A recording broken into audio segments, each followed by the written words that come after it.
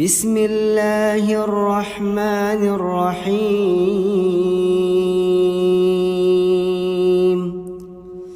ألم تر كيف فعل ربك بأصحاب الفيل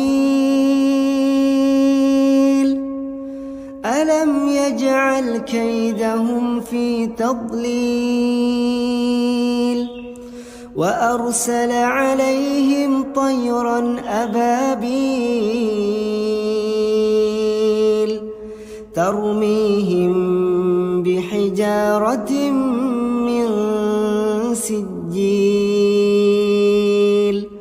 فجعلهم كعصف مأكول.